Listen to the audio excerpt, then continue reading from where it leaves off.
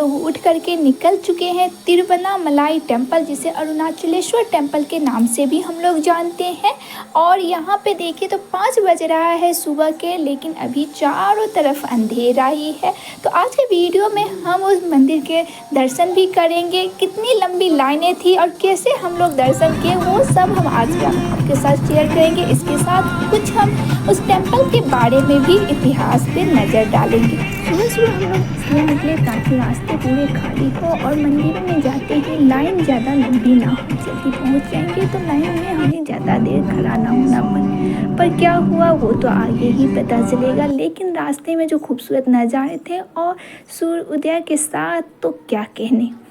अरुणाचलेश्वर मंदिर की बात करें तो ये तमिलनाडु में तिरुवन्नामलाई नाम के स्थान पे स्थित है, इसीलिए हम भी इसे तिरुवन्नामलाई स्थान से ही नाम से भी जाने जाते हैं। यानी कि ये मंदिर जो है वो उनके जगह के नाम से भी जाना जाता है। अब जिस रीज़न से हम लोग जल्दी आए थे, यानी कि सुबह 5 बजे आए थे ताकि लोगों की लंबी लाइनें ना हो, पर यहाँ आने के बाद कुछ उल्टा ही हुआ। यहाँ पे लोगों की इतनी लंबी लाइनें थी कि 4 घंटे लग गए हम लोग को मंदिर के दर्शन करने के लिए।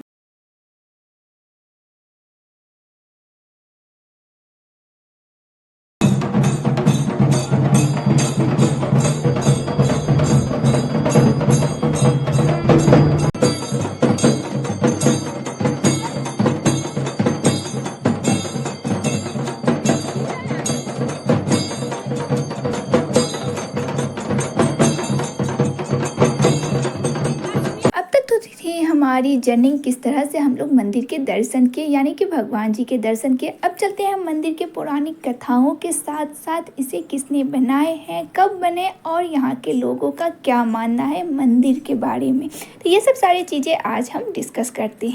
अरुणाचलेश्वर टेम्पल भगवान शिव जी को समर्पित है। यहाँ पे भगवान जी भूतनाथ के रूप में पूजा जाता है। भूतनाथ का अर्थ है जो 5 तत्वों के देवता हो, जिनमें जल, वायु, अग्नि, पृथ्वी, आकाश जैसे चीज़ों के जो देवता हैं उनके यहाँ पे पूजा की जाती है।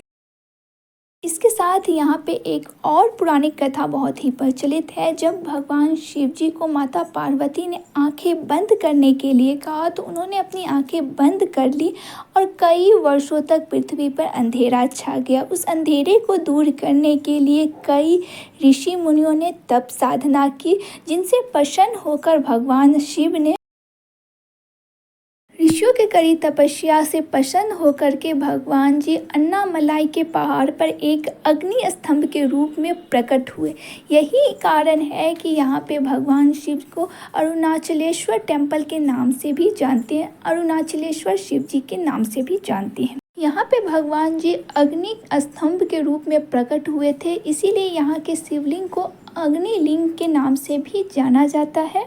ये मंदिर कब बनी थी इसके बारे में एग्जैक्ट तारीख जो है वो नहीं बताया जाता, बस अनुमान लगाए जाते हैं कि ये 7वीं शताब्दी से 9वीं शताब्दी के बीच में बने थे और इन्हें चोला राजा ने बनाया था। यहाँ पे आपको शिल्पकला बहुत ही खूबसूरत आपको दिखेंगे।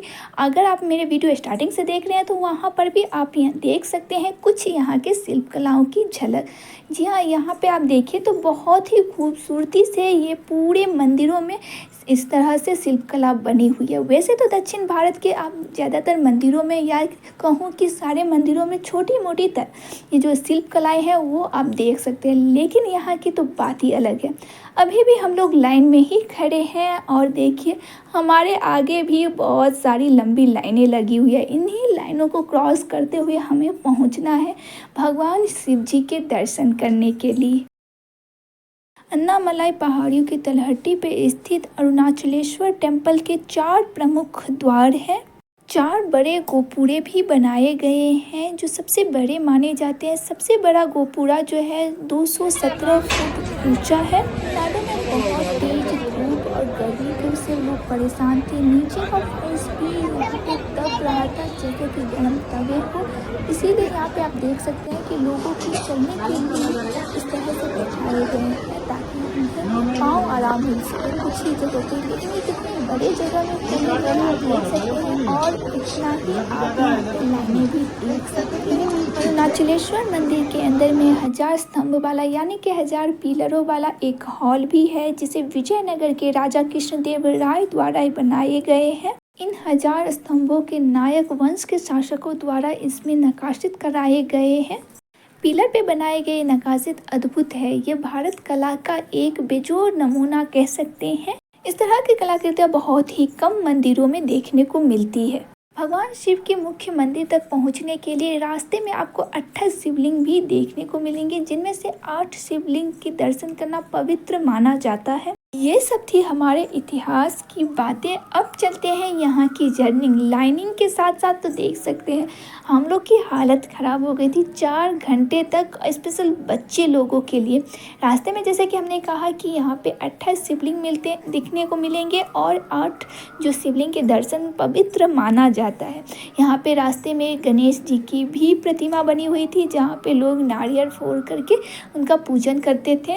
मुख्य द्वार पे ये जो है इस तरह से आप देख सकते हैं, ये पहाड़ों की तलहटी पे बनी हुई है। तो मंदिर के साथ साथ आप पहाड़ों की भी बहुत खूब से नज़ारे देख सकते हैं। इसके साथ यहाँ पे कलाकृतियों के साथ साथ आप यहाँ पे कला भी देख सकते हैं। यहाँ पे कई खूबसूरत फूल भी बने हुए हैं, जो पहले जो टाइम थे उस टाइम कलर नहीं होते थे, तो हमारा ओरिजिनल ही कलर का यूज़ किया जाता था, जिनमें पत्ते फूल की जैसे चीज़ों का हम यूज़ करते थे। वहाँ पर भी इस तरह की कलाएँ आपको देखने को मिल जाएगी। अब जो है यहाँ पे बहुत ही खूबसूरती से यहाँ पे नक्काशित किया गया है और ये बहुत बड़ी जगहों में बनाए गए हैं चारों तरफ। यानी कि तमिलनाडु में है तो यहाँ पे नारियल की काफ़ी ज़्यादा प्रसिद्ध आप सुन चुके होंगे, तो यहाँ पे चारों तरफ नारियल के पेड़ भी आप देख सकते हैं। अब मंदिर के जैसे ही हम लोग अंदर जाते हैं तो यहाँ पे हर एक जगह पे शिल्पकला आपको देखने को मिल जाएगी। और ख़ास चीज़ें हमने यहाँ पे ये देखी कि जो भी खाली जगह थे वहाँ पे सब भक्तों ने कुछ सिक्के दे करके उन्हें फिल कर दिया था। यहाँ अगर मेरे कैमरे में नहीं दिख रहे हैं, लेकिन यहाँ पे जो है जो भी खाली जगह थे तो वहाँ पे फिल कर दिया था। अब मंदिर के अंदर में कैमरा ले जाना बिल्कुल ही अलाउ नहीं है, लेकिन यहाँ पे देखिए थोड़ी सी हमने बाहर से ही ले लिए हैं। हमारे मंदिर के दर्शन अच्छे से हो गए और हम लोग निकल चले हैं घर की तरफ। रास्ते में हमें यहाँ जो अभी सीज़न है कच्चे आम का नमक मिर्ची के साथ क्या कहने, अगर आपने नहीं ट्राई किया है तो ज़रूर ट्राई कीजिएगा। तो यही हम लोगों ने लिया और रास्ते में खाते निकल गए। Thank you friend for watching my video.